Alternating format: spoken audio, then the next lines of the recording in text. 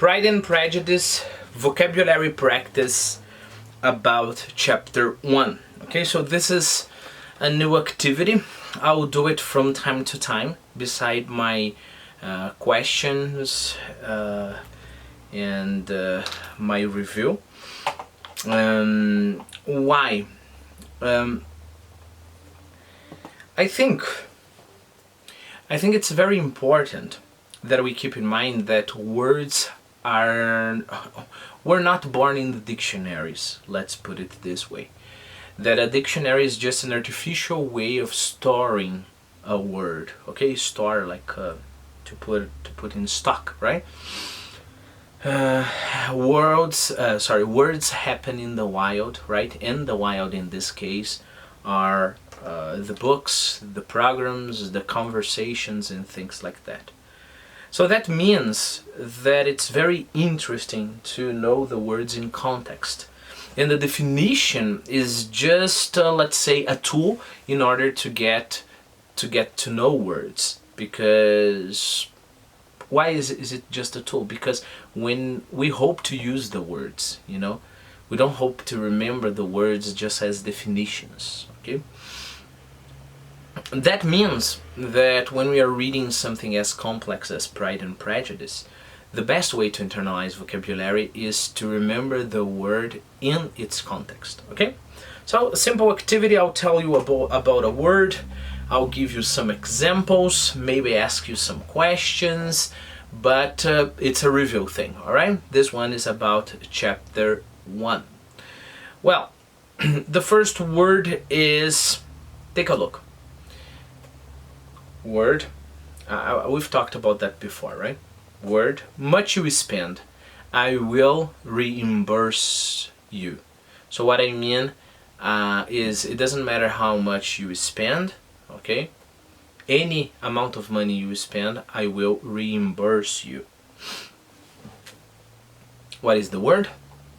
The word is however. However much you spend, I will reimburse you. Other words we've studied before. You can do it you can do it however you want, okay? However we prepare for retirement, there are undeniably risks, okay? The prospects of success, however remote, was tantalizing. Okay. Of course, I'm asking an extremely difficult question, but let's try. Do you remember where in our story was that word used? It was used to say that however little known the feelings of or views of a man that goes to a village, however little known those feelings are, people consider this man a property of the village, alright? Mainly of the women that want to get married, right? It doesn't matter if he wants to be single, or if he likes one kind of woman or another, right? And it doesn't matter if his feelings are a total mystery. They consider him the property, the rightful property of someone or other of their daughters, okay? Keep in mind that while we are doing this exercise, we are kind of digesting also this world of the Pride and Prejudice, right? Something very interesting here. People use the Pride and Prejudice to talk a lot about the oppression of women, right? Women are very much oppressed. But I think we are simplifying the story if we just say that at that moment women were oppressed. I'm not saying that they weren't, alright, men had all the authority, that's well said and done, but it's more than that, alright? There is the relation here between the man and the woman. If on the one hand women don't have their power, on the other hand it seems like the man's feelings don't matter, and we will see that throughout the book, right? What are men regarding their feelings? They are people who must be manipulated, because men are impulsive, right? They are not very, let's say, rational in their decisions, so they're there, to be guided. It doesn't matter what they want, they're there to be guided to the right place, and then they will marry the right person. That of course will be my daughter, you know. Okay. Next sentence or word, right? So in the sentence, they assume that every man that is in the age of getting married is, and I want an expression with need of a wife. You could say that every man needs a wife, that's perfectly fine, but we can also use the expression answer. Every time I stop like this, okay, I hope you pause the video and try to interact, right? In need of a wife, okay? For example, the baby's been up all night crying, so my wife and I are seriously in need of some sleep. The crops, you know, like the plantation, the crops are in need of water. There is a similar expression with in need of. Can you remember that expression? In want of, okay? So in want of a wife is also possible. And of course the difference is the difference between need and want, right? I have a sentence here, again to review. After spending 3 days camping in the mountains, we were all in want of a long hot shower. Judging, second sentence, judging by its most recent financial reports, it is clearly a company in need of a more competent CEO. Okay, so let's continue with our story. My question is, what do you mean if I say that the Netherfield Park is let? Answer, it means that it has been rented, it has been leased, okay? Remember that the Netherfield Park is the estate, right? The real estate Mr. Bingley rented, okay? Question, there is a part right here in this paragraph when the wife cried impatiently. In your opinion, was there a lot of tears? Were there a lot of tears? Answer, not at all, because cry in this context is to speak with a lot of emotion, okay? Question, the gentleman there, Mr. Bingley, he came there in a chaise and four. What does that mean? Answer, it means that he came, you know, in a light carriage with 4 horses.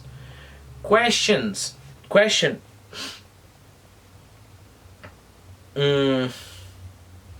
If I invited you to celebrate Michaelmas, what would you be able to say about me? Answer, well, you would be able to say that I'm quite religious, right? Because I am celebrating a holiday in honor of angel. Actually, he is an archangel, the archangel Michael. And then of course we have the word for December 25th. What is that word? If you said Christmas, I think you should rethink your answer, because it's Christmas. It's a very common mispronunciation to say Christmas. So it's Christmas. Very good. Question, what could you say if I told you that a class was tiresome? Answer, you could say that this class is very boring. Question, if I asked you to give over your, I don't know, your car, would you be happy to do so? Answer, probably not, right? Because to give over is to abandon, right? Is to just let it go. In this first chapter, remember that Mrs. Bennet said she was going to, or she has already given over her beauty, okay, or thinking of her own beauty, because now she has to think about her daughter's beauty and of course future. Of course, Mr. Bingley made a little joke there saying that, well, if you have daughters, in that case, have 5 daughters and you have to worry about their marriage, so probably you don't have a lot of beauty to give over. Of course, as Mr. Bennet always does, he hides that, under his witty way of speaking.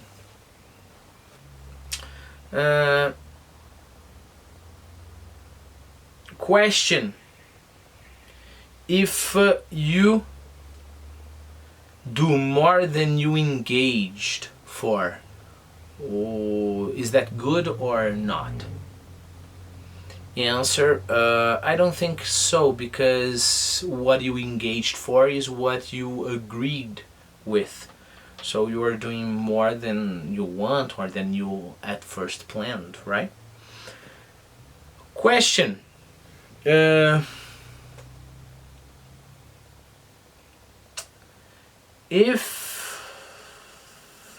me see, how can I transform that into a question? Okay, I'll give you the sentence. Sorry, I couldn't transform it into a question. Okay, so the sentence is: please don't stop the class. I will just observe from the back. Don't stop the class because of me. But there's another way to say that. Just one more. I can't believe you organized this massive surprise party. Expression.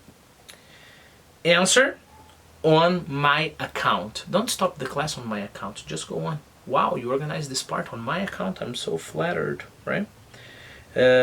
Keep in mind, Sir William and Lady Lucas are determined to visit Mr. Bingley on that account. What account? On the account that he is young and he is marriable, So account can be basis or ground. I have another sentence here. No reason to worry on that account. Okay. The next word is just a pronunciation I would like you to have in mind. That is scrupulous. Okay. I put the phonetical transcript there in our list. Scrupulous, right? And of course, it's pretty much the same thing as Portuguese. Question: the narrator, or I think it was Mrs. Bennet, she said that her husband was abusing her daughters and his daughter, their daughters, right? So it means that he should go to prison. Answer: no, because abuse can be irritate, bother, or frustrate, or insult, mainly in a more traditional way. This is not so serious. Question: what's another way to say something very similar to this? Irritate, bother. It is something Mr. Bingley did to his wife all the time. Answer: vex is what he used to do. Let me see what else. And then I have this part. She was a woman of mean understanding. Does it mean that she was evil? Does it mean that she knew a lot of meanings? Answer: no. It means that she had a very low understanding. There was a part, she fancied somebody, fancied herself nervous. Does it mean she bought expensive and chic things? No, it means that she imagined, she supposed herself to be nervous. And the last one, is, where can you find solace? Answer, I don't know, in my case I can find solace in my family, with some friends, or even with my book, right? My books. Answer, so solace here is like consolation, comfort would be a nice way to put it.